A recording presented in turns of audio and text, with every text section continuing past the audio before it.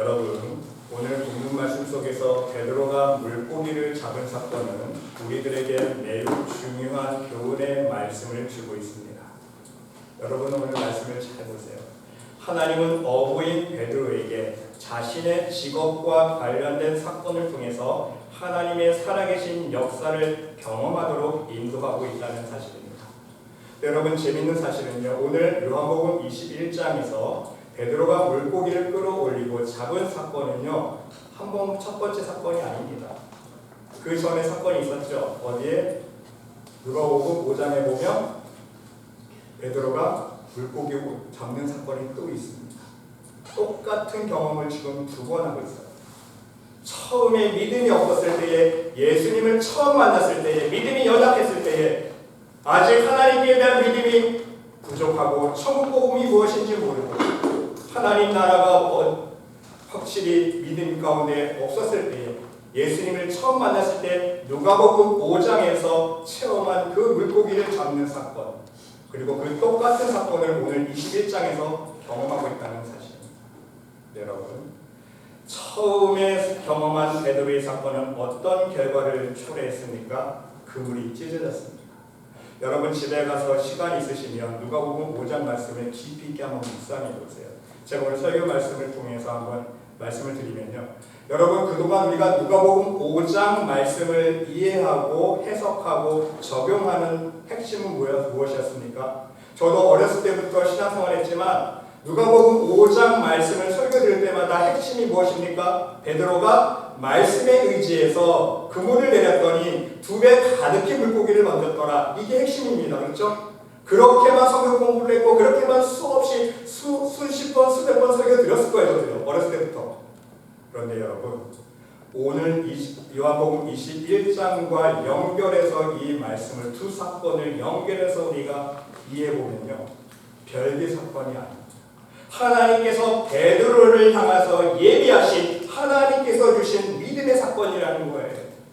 여러분, 처음 사건을 보시기 바랍니다. 누가복음 5장 보면요, 예수께서 한 배에 오르시니 그 배는 시몬의 배라 육지에서 조금 떼기를 청하시고 앉으사 배에서 무리를 가르치시더니 말씀을 마치시고 시몬에게 이르시되 깊은 데로 가서 그물을 내려 고기를 잡으라. 깊은 데로 가서 물고기를 잡으라. 이때 시몬이 대답합니다. 예수님, 우리가 밤이 새도록 수고했는데 다시 한번 말씀에 의지하여 그물을 내리겠습니다. 우리가 밤새 물고기를 잡으려고 했지만 한 마리도 못 잡았습니다. 근데 예수님 말씀하시니까 그냥 믿거나 말거나 본전이니까 한번 해보겠습니다. 그래서 말씀에 의지할 그물을 내립니다. 그렇게 하니까 어떻게 됐습니까? 그렇게 하니 고기를 잡을 것이 힘이 많아 그랬어요. 힘이 많아. 여기까지 좋습니다. 힘이 많아요. 하나님의 역사를, 하나님의 기적 표적을 지금 경험하고 있습니다. 직업이 어부예요. 전문가입니다. 물고기 잡는 거에 대해서는 예수님과 게임이 안 돼요. 전문가가 자기 전문가 직업이 어부인 자신이 밤새도록 잡을 때 한 마리를 못 잡았는데 예수님 말씀에 의지해서 지금 물고기를 잡았는데 힘이 많아. 찢어질 것 같은데 본인 말씀 보니까 그물이 찢어지는지라 말씀하고 있어요. 그물이 찢어지는지라. 여러분, 이때 베드로의 행동을 보시기 바랍니다. 다른 배에 있는 동무들에게 손짓하여 와서 도와달라 하니 그들이 와서 2배의 체험에 잠기게 되었더라. Begun to sink. 배가 가라앉았다는 거예요. 여러분, 무엇을 말씀하고 있습니까? 물고기를 걷어 올렸을까요? 저는 어렸을 때 제가 그냥 설교만 듣고 성경 보면 때는 물고기 다 얹어 올렸겠지 막인 생각했는데 그게 아니더라고요. 여러분, 말씀을 깊이 있게 잘 우리가 묵상해보면요, 또 원문하고 비교하면서 깊이 이해해보면요, 오늘 본문 말씀의 깊은 뜻을 깨달을 수가 있습니다. 물고기를 잡는 기적을 체험했는데 8절에 보니까 시몬 베드로가 갑자기 뜬구름없이 예수의 무릎 아래 엎드려 이르되 주여 나를 떠나소서 나는 죄인이로소이다 고백하고 있습니다. 자기가 죄인이라고 고백하고 있어요. 여러분, 여기서 그 두 가지를 알아야 됩니다. 이 다음에 9절에 보니까 모든 사람이 고기 잡힌 것으로 말미암아 놀라고. 그렇죠? 우리가 대충 읽으면요, 고기 잡혔구나 했는데요 생각할 수 있는데 그게 아니라는 거예요. 모든 사람이 고기 잡힌 것으로 말미암아 놀라고 시제를 보세요. 과거 완료형입니다. 헤드 컷이에요. 잡힌 거예요. 여러분 영어 문법 공부하시면 알겠지만 과거 완료와 현재 완료는 틀립니다. 과거 완료는 과거에서 시작해서 과거에서 끝난 거예요. 현재까지 이어지지 않습니다. 만약에 이 표현이요 현재 완료면요 물고기가 진짜 지금까지 있는 거예요. 네가 작은 고기로 인하여 놀랐다. 근데 현재 완료는 과거 완료입니다. 잡혔던 고기예요. 쉽게 얘기해서 너희들이 그 놀라운 하나님의 기적으로 물고기를 잡았지 그 잡혔던 고기 그 역사를 보고 놀랐다는 얘기입니다. 그리고 또 한 가지는 여러분 하나님의 능력을 체험했으니 실제로 물고기를 끌어올렸다면 베드로가 나와 예수님께 와서 나는 죄인입니다 고백했겠습니까? 아니에요. 뉘앙스가 안 맞습니다. 앞뒤 문맥이 안 맞아요. 하나님의 능력으로 밤새 자기가 잡으려고 했을 때 한마디를 못 잡았는데 물고기를 끌어올렸으면요 예수님께 아이고 예수님 감사합니다. 나는 한마디를 못 잡았는데 예수님 말씀대로 내렸더니 물고기가 두 배나 가득 올렸네요. 감사합니다. 인사하지 않았겠습니까? 근데 뜬구름 없이 와서 예수의 무릎 앞에 엎드려 이르되 주여 나를 떠나서도 나는 죄인이었소이다. 난 죄인입니다 고백해요. 여러분 사람이 어떻게 고백합니까? 죄인이라는 것을 자기의 허물, 자기의 죄, 자기의 실수를 깨달았을 때 죄를 고백하지 않습니까? 무엇을 깨달은 거예요? 내가 실수했다. 예수님 말씀에 의지해서 그물을 물고기 잡은 것까지는 좋았는데 내가 끝까지 예수님 의지 안 했구나. 여기 보세요. 물고기를 잡아 올리는 순간 베드로에는 온통 정신이 어디에 집중돼요? 예수님 없어졌어요. 물고기에만 집중돼요. 물고기 놓칠 것 같아요. 그물이 찢어지고 있어요. 누구 찾아요? 예수님 도와주세요. 예수님 안 찾았어요. 그렇죠? 누구 찾았을까요? 말씀 그대로예요. 동무들에게 손짓하여 도와달라. 사람 의지하는 거예요. 물고기 잡을 줄 아는 자기 어부 친구들 의지하는 거예요. 이해가 되세요? 예수님 끝까지 의지하는 거예요. 예수님의 은혜로 하나님의 은혜로 물고기 잡은 것까지는 좋은데 역사를 체험한 건 좋은데 끝까지 그러면요 누구 찾아야 돼요? 예수님 찾아야 돼요. 예수님 도와주세요. 지금 물고기 다 놓칠 것 같아요. 그물이 찢어지고 있어요. 예수님 도와주세요 해야 되는데 예수님 안 찾았어요.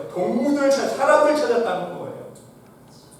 그러니까 찢어지고 싱크되는 거예요. 한마디로 건져 올리지 못했어요. 네 여러분 그럴 수밖에 없습니다. 왜? 베드로는요 이때는 예수님 처음 만난 상태 아닙니까? 아직 믿음이 연약한 상태예요. 근데 오늘 21장 요한복음 21장 보세요. 오늘 말씀의 결과는 무엇입니까? 부활하신 예수님을 다시 만나서 끌어올린 물고기를 모두 잡을 수 있었습니까? 있었어요. 놓치지 않았어요. 그물이 찢어지지 않았기 때문에. 여러분 오늘 본문 읽었죠? 그물이 찢어졌더라 찢어지지 아니하였더라 그랬어요. 그물이 찢어지지 아니하는지. 첫 번째 사건에서는요 그렇죠? 똑같이 물고기를 잡았는데 그물이 찢어져 버렸어요. 두 번째 사건은요 이제 신앙의 경륜이 이제 쌓이는 거예요.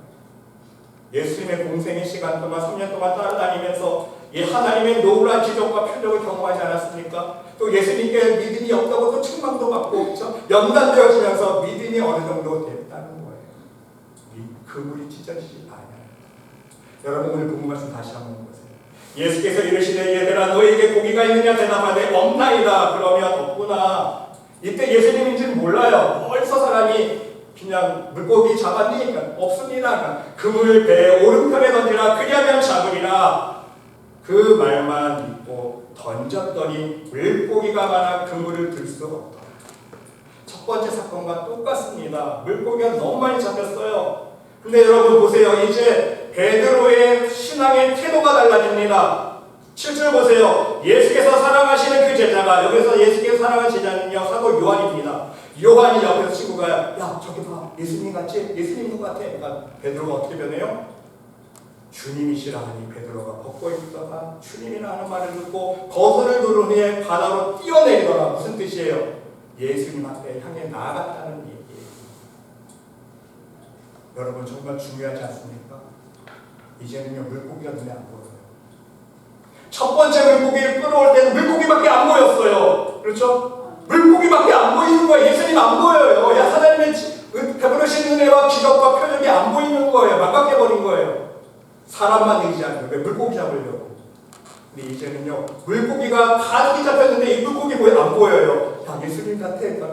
당장 예수님 앞으로 가기 위해서 바다에 던집니다. 이제는 반대로요, 다른 제자들이, 베드로는 예수님 생각하는데 다른 제자들이 제대로 대신에 물고기를 끌어올립니다. 8절 보세요. 다른 제자들은 육지에서 거리가 불과 한 50칸쯤 되므로 작은 배를 타고 물고기가 된 그물을 끌고 와서 베드로가 신경을 안 썼지만 베드로 친구들이 대신 물고기를 끌어왔습니다. 그리고 나서 육지에 올라보니 숯불이 있는데 그 위에 생선이 놓였고 떡도 있더라. 예수님께서 이미 만찬을 준비하고 계신 거예요. 그래서 예수님 말씀하십니다. 지금 잡은 생선을 좀 가져오라. 여러분 너무 중요합니다. 시제를 보세요. 지금 잡은 생선이에요. 과거 완료가 아닙니다. 현재 완료를 사용하고 있어요. Bring some of the fish you just caught. You have just caught. 과거 완료 아닙니다. 현재 완료예요. 지금 잡은 것, 네 손에 있는 물고기 좀 가져와라. 정확하죠, 여러분. 맞습니다. 시몬 베드로가 올라가서 그물을 육지에 끌어올리니 가득히 찬 큰 물고기가 153마리라. 이같이 많으나 보세요. 그물이 찢어지지 아니하였더라. 그물이 안 찢어졌다. 그물이 안 찢어졌기 때문에 모든 그 물고기를 끌어올릴 수 있었다는 말입니다. 그렇습니다, 여러분. 우리는 찢어지지 않은 그물을 준비할 수 있어야 합니다. 그물은요, 믿음을 상징하고 있습니다. 이해가 되시죠? 그물은 믿음을 상징하고 있습니다.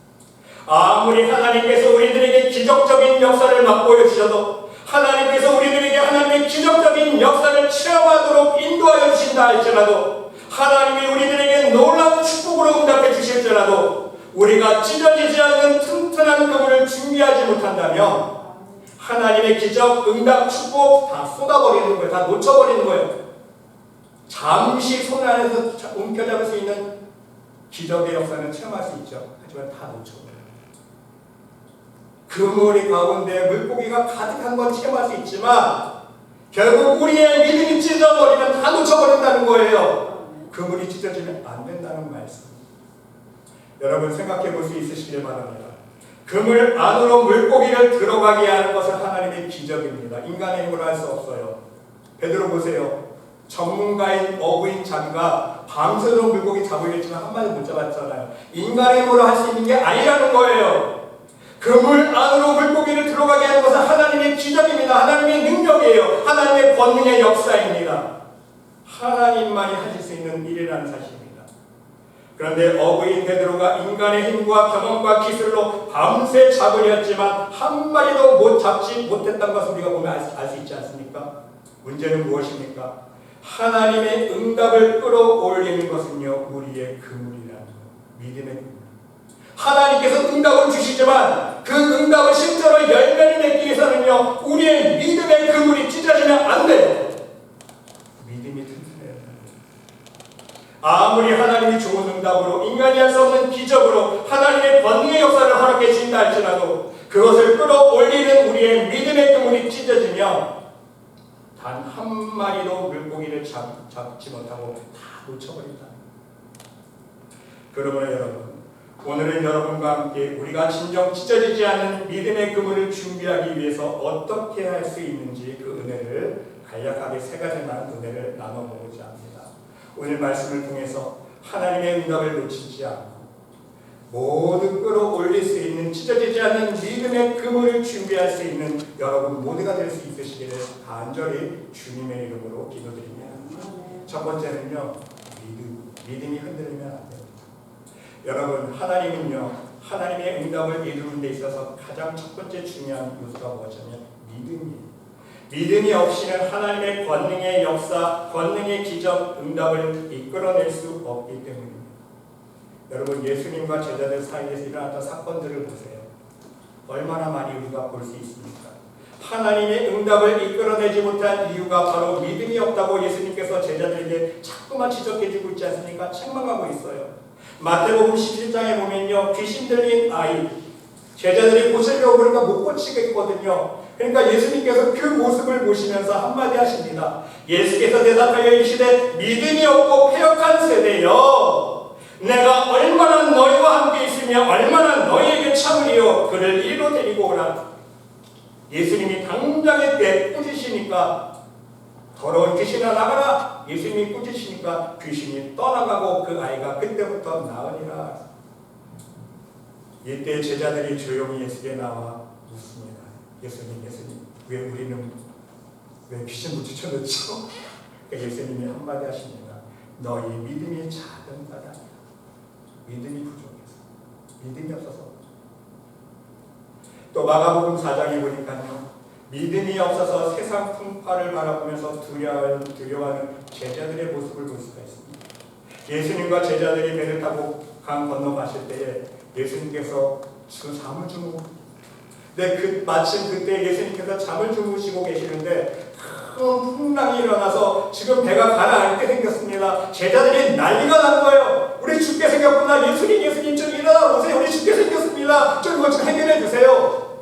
그러니까 예수님께서 어떻게 하십니까?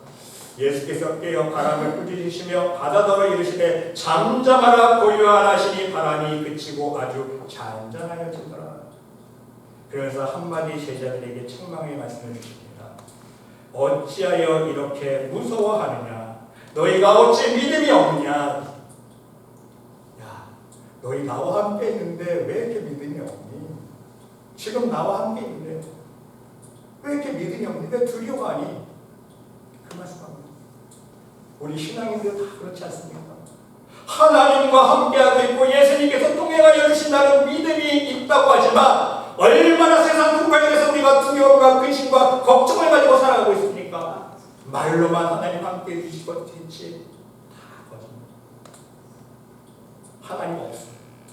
세상 풍파만 눈에 보이면 그냥 두려워하고 근심하고 떨고, 그게 우리 인간의 모습입니다. 마가복음 16장에 보면요, 부활하신 후에 제자들에게 나타나 책망하시는 말씀이 있습니다. 무슨 책망을 주십니까? 믿음 없는 것과 마음이 완악한 것을 꾸짖으시니 그랬어요. 왜? 예수님께서 부활하셨다는 간증하는 사람들의 말을 도대체 믿지 않는 거예요. 이는 자기가 살아난 것을 본 자들의 말을 믿지 아니하리로라. 물론 예수님께서 여러분 십자가에 못 박혀 돌아가시고 부활하시기 전에 제자들에게 이미 다 일러주셨어요. 내가 이제 곧 죽을 거다. 하지만 나 살아날 거야. 똑똑히 알고 있어. 그것을 몇 번이나 일러주셨음에도 불구하고요, 예수님께서 부활하셨다는 자들을 본 사람들이 가서 간증을 하면서 안 믿는 거예요. 제자들이요. 제자들이 안 믿는 거예요. 딴 사람이 아닙니다. 여러분, 솔직히 우리도 마찬가지 아닙니까? 우리 또한 하나님께 대한 믿음이 부족합니다. 연약합니다. 솔직히 하나님을 확실히 100% 신뢰하지 못합니다. 저 역시 마찬가지예요. 여러분, 목사라고 믿는다 좋은 거 아니에요. 다 인간입니다. 흔들릴 때가 있고요, 의심될 때가 있고요, 믿음이 무너질 때가 있어요. 목사나 성도나 다 똑같은 인간의 본성이에요. 그러게 여러분, 우리는요, 때로는 세상 걱정으로 의심합니다. 하나님의 응답에 반신반의하기도, 하나님의 응답을 확실히 신뢰하지도 못하기도 하고, 급한 문제가 발생하면 하나님의 응답보다는 세상의 방법을 쫓아 해결하려고 하는 것이 우리의 모습 아니었습니까? 지금도 살아 역사하고 계시는 하나님을 의지하지 못합니다. 우리의 믿음이 부족하고 연약하기 때문에 세상의 모든 시험과 고통과 어려움이 찾아오면 우리도 두려워합니다. 먹고 사는 문제 때문에 항상 마음속에 근심과 걱정이 가득합니다. 편할 날이 없습니다. 결국 하나님이 이미 허락하여 주신 축복과 응답을, 또한 하나님께서 계획하고 계시는 모든 응답들을 결국 쏟아버린다는 사실이에요. 믿음이 없기 때문에. 그런가 여러분, 살아계셔서 지금도 우리의 모든 생사 화복을 주장하고 계시는 전능하신 하나님 아버지를 믿을 수 있으시기를 바랍니다. 우리 예수님께서 말씀하십니다. 너는 마음에 근심하지 말라. 하나님을 믿으니 또 나를 믿으라. 믿으라. 내가 너희 안에 있고 아버지께서 네 안에 계심을 믿으라. 그렇지 못하겠거든 행하는 그 일을 인하여 나를 믿으라. 하나님께서 보여주신 증거들이 얼마나 많이 있습니까? 여러분, 믿지 못하겠거든 무슨 뜻입니까? 자꾸만 우리의 마음속에 의심이 찾아오고 믿음이 무너질 때마다, 흔들릴 때마다 우리는 말씀으로 돌아가요. 또 말씀을 묵상하면서 말씀 안에서 역사하셨던 하나님의 놀라운 구원의 역사, 치유의 역사, 성령의 역사들을 말씀을 묵상하면서 하나님께서 이렇게 역사하셨지. 또 우리의 우리 믿음을 또 그렇게 세워야 됩니다.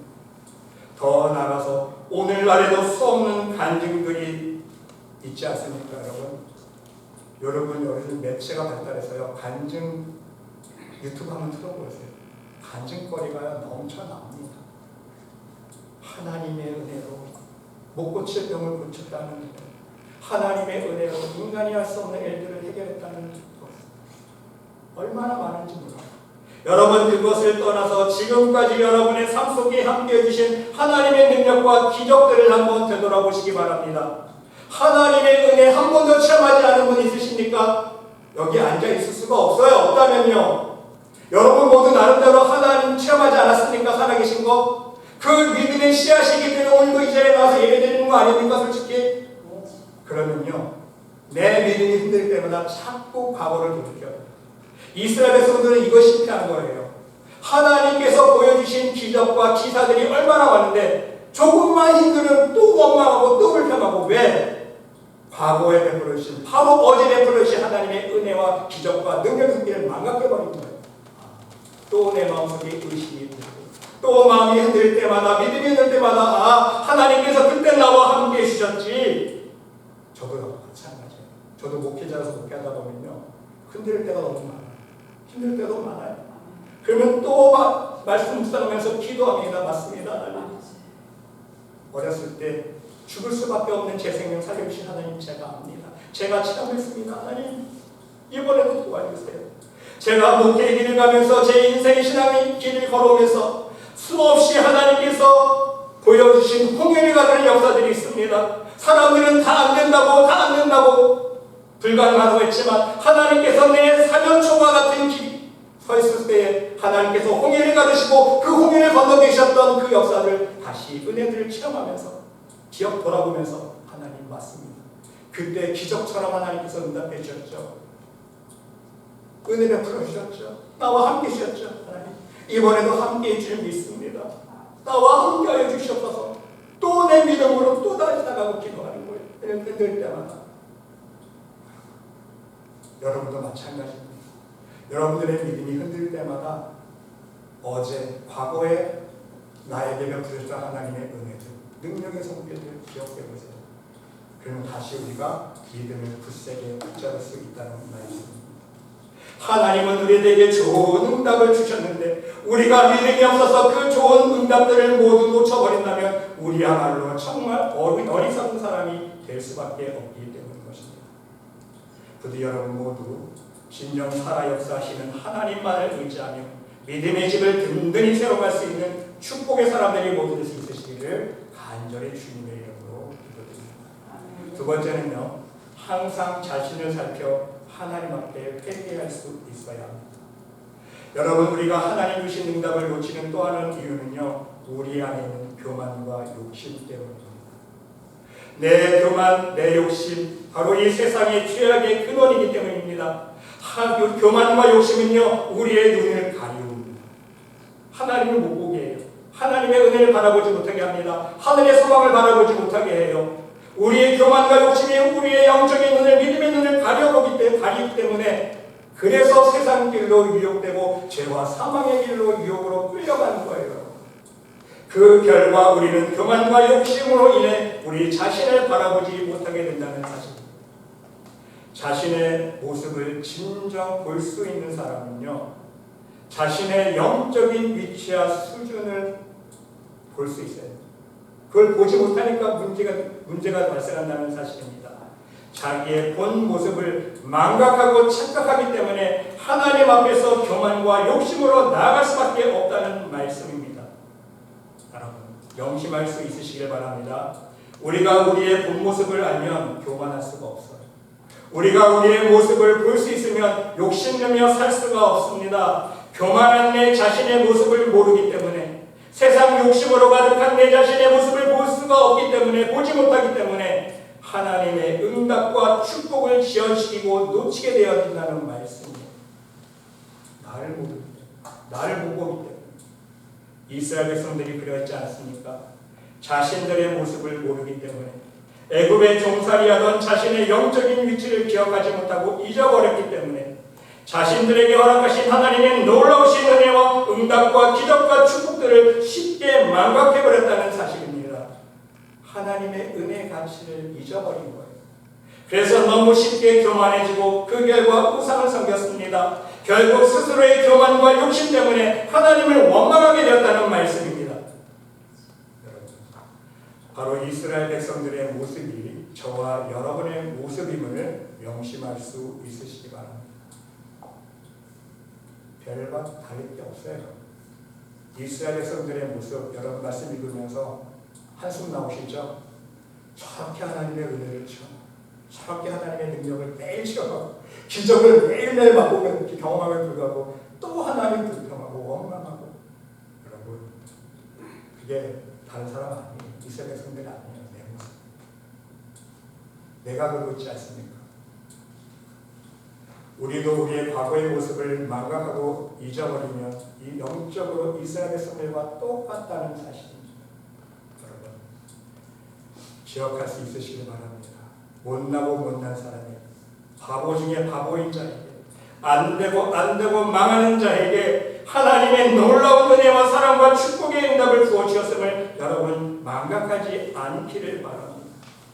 이것을 망각하기 때문에 우리는 하나님께서 허락하신 모든 응답과 축복을 열매 맺지 못하고 다 쏟아버리는 어리석은 자가 된다는 사실. 그러기에 여러분, 우리는 사도 바울의 고백이 우리의 고백이 될 수 있어요. 사도 바울의 고백 보세요.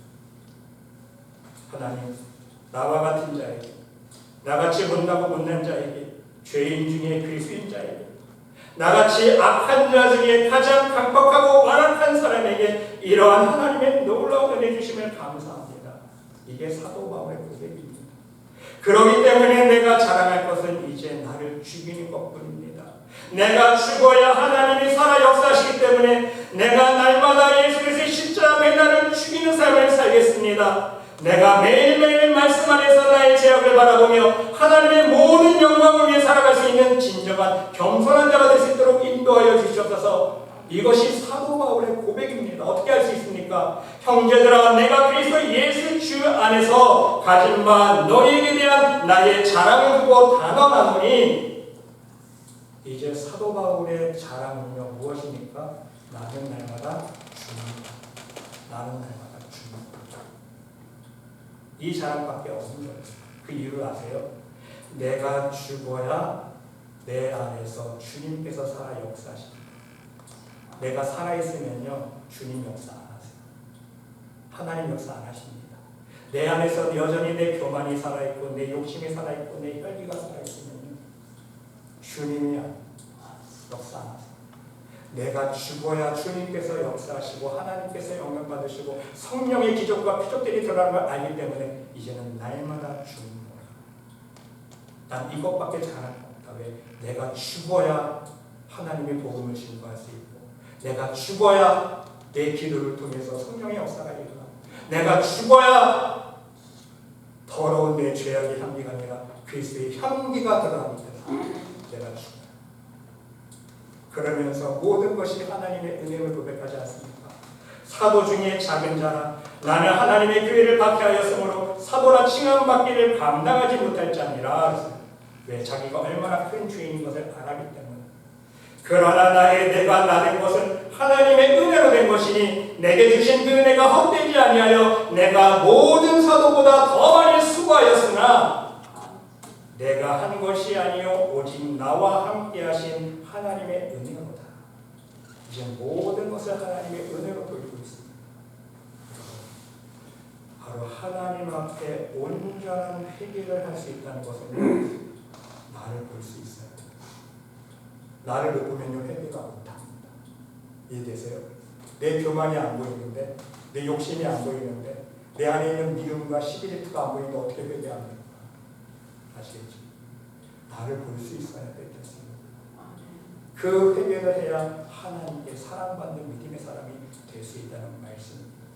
여러분, 마지막 세 번째 간단하게 말씀드립니다. 가장 중요한 거예요. 세 번째는요, 말씀과 삶이 하나가 될 수 있어요. 우리의 믿음이 그물이 찢어지는 가장 마지막 중요한 이유는요, 우리의 삶의 열매 때문입니다. 열매를 많이 맺지 못하기 때문에. 말씀대로 살지 못한다는 말씀입니다. 말씀대로 순종하는 삶을 못한다는 거예요.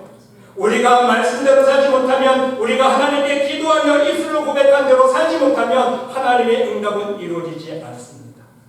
여러분, 하나님은요, 우리가 기도한 대로 말한 대로 그대로 행동하는지 믿음으로 실천하는지 하나님은 눈동자같이 우리를 지켜보신다는 사실을 기억하고 명심할 수 있으시기 바랍니다. 제 말 아닙니다. 여러분 신명기 5장 말씀 보시면 정답이 나와 있어요. 여호와께서 너희가 내게 말할 때에 너희의 말하는 소리를 들으십니다. 하나님께서요, 이스라엘 백성들의 말하는 기도의 고백 소리를 다 듣고 계십니다. 너희의 말하는 소리를 다 들으신지라 여호와께서 내게 이르시되, 바로 모세에게 말씀해 주시는 거예요. 이 백성이 내게 말하는 그 말소리를 내가 들은지 그 말이 옳도다. 틀린 말 하나도 없어요. 말은 다 맞는 말이에요. 다 말은요, 입술로 다 믿음이 있는 말만 해요. 근데 문제는 무엇입니까? 다만 그들이 항상 이 같은 마음을 품어 나를 경외하며 나의 모든 명령을 지켜서 그들과 그 자손이 영원히 복받기를 원하노라. 하나님의 복을 받고 응답을 이룰 수 있는 비결이 무엇입니까? 같은 마음을 풀라는 거예요. 너희가 입술로 고백한 대로 나를 경외하여 내 모든 명령을 지켜 행하라는 거예요. 그게 복받는 비결이에요. 가서 그들에게 각기 장막으로 돌아가라 이르고, 너 모세는 여기 내 곁에 섰으라. 내가 모든 명령과 규례와 법도를 너에게 이르니니. 내가 이제 모세에게 가르쳐주시는 하나님께서, 모세에게 하나님께서 모든 하나님의 법도와 규례를 가르쳐 주시면, 말씀해 주시면 너는 그것을 그들에게 가르쳐서, 그게 모세의 사명입니다. 이스라엘 백성들에게 하나님께서 들은 말씀을, 규례를, 법도를 그대로 가르쳐 주는 거예요. 그러면 내가 그들에게 기업으로 주는 땅에서 그들로 일을 행하게 하라 하셨나니, 가서 행하라. 하나님께서는 모세에게 말씀해 주시고, 모세는 그 들은 말씀을 이스라엘 백성들에게 가르쳐 주고, 그리고 하나님이 원하시는 건 뭐예요? 일을 행하게 하라. 하나님 말씀대로 순종하며 살라는 거예요. 그런즉 너희 하나님 여호와께서 너희에게 명령하신 대로 너희는 삼가 행하여 저러나 으르나 지치지 말고, 너희 하나님 여호와께서 너희에게 명하신 모든 도를 행하라. 그리하면 너희가 삶을 얻고 복을 얻어서 너희의 얻은 땅에서 너희의 날이 장구하리라. 답이 나와 있죠. 말씀 하나님께서 가르쳐 주신 대로 들은 대로 우리가 지켜 행해야 합니다. 그래야 하나님의 모든 축복의 응답들이 일어납니다. 여러분, 이것은요, 예수님께서 마지막 제자들에게 분배하신 마지막 사명과 똑같지 않습니까? 마태복음 28장 20절 마지막 절, 마태복음 마지막 절 무슨 말씀이에요? 내가 너희에게 분부한 모든 것을 가르쳐 지키게 하라 그랬잖아요. 예수님께서 제자들에게 마지막 단박 올렸죠. 똑같죠? 너희에게 분부한 모든 것, 예수님께서 제자들에게 가르쳐주신 모든 것을 제자들에게, 많은 하나님 모르는 사람들에게 가르쳐라. 가르쳐서 붙이는 거예요. 가르쳐 지키게 하라. 지키게. 볼지어다 내가 세상 끝날까지 너희와 항상 함께 있으리라. 하나님께서 이스라엘 백성들에게 원하셨던 것, 예수님께서 제자를 통해서 오늘날 하나님 믿는 성도들에게 원하시는 것 똑같죠? 말씀을 들었으면요, 그대로 지켜야 돼요. 내가 고백했으면 그대로 지켜야 돼, 행해야 돼요. 여러분, 하나님은 우리의 모든 말과 입술의 고백을 듣고 계십니다. 중요한 사실은 우리가 말한 대로 항상 같은 마음을 품고 하나님을 경외하며 하나님의 모든 말씀을 지켜 행하지 않는 것이 문제라는 말씀입니다. 그 원인은 우리에게 있지 않습니까? 우리가 말한 대로 행하지 않아, 말한 대로 실천하지 않습니다. 우리가 고백한 대로 순종하지 않습니다. 마치 두 아들 비유처럼, 큰 아들 보세요. 아버지가 야 오늘 반일 바쁘니까 너 가서 밭에 가서 좀 일 좀 해야 되겠다. 그러니까 어떻게 대답해? 처음에는요. 예 아버지 가겠습니다 했잖아요. 근데 갔어요? 안 갔어요. 그게 바로 우리의 모습. 말로만 예 하겠습니다. 말로만 하나님 하겠습니다. 말로만 하나님 전도하겠습니다. 말로만 헌신하겠습니다.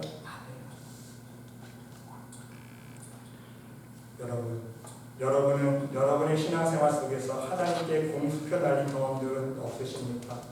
하나님께 말로만 하고 실천하지 못한 일들이 있지 않나 오늘 이 시간 여러분의 자신의 모습을 한번 돌아볼 수 있으시길 바랍니다. 그리고 분명 명심하고 기억할 수 있으시기 바랍니다. 하나님은 우리의 말할 것을 모두 들으시고 기억하고 계십니다. 그리고 그것을 실제로 행하는지 아니 행하는지 지켜보고 계신다는 말씀입니다.